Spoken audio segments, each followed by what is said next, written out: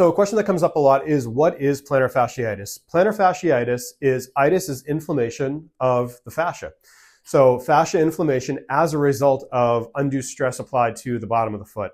So the plantar fascia on the foot runs from the anterior aspect of the calcaneus bone, so the front of the heel bone, and it runs down to the volar plates here, kind of just at the ball of the foot before our foot turns into our toes.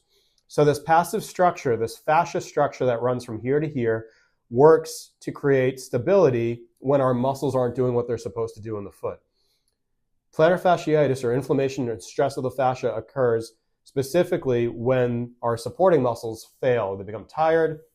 That can become or be due to bad footwear, sudden increase in activity, a new different type of hobby or use of the foot, where suddenly the foot and the muscles of the foot are getting really worked or really overworked, and they're just not used to that volume of work. To prevent it from happening in the first place, if you are shifting footwear or new activity, new hobby, whether it be a dance, a martial art, running, track running, I see a lot of seasonal plantar fasciitis when people start a season.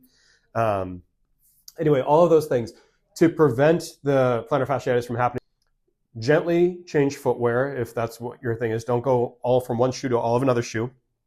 Kind of get some time, some hours in each.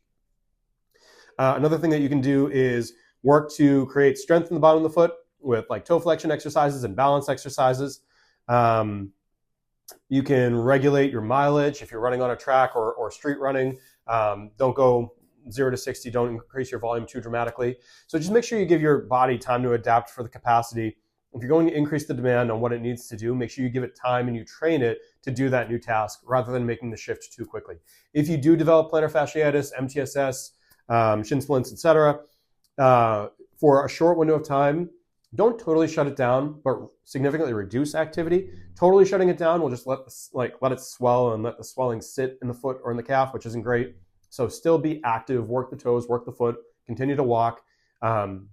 If it is too far gone, there might be cases where you need a boot, but those are few and far between.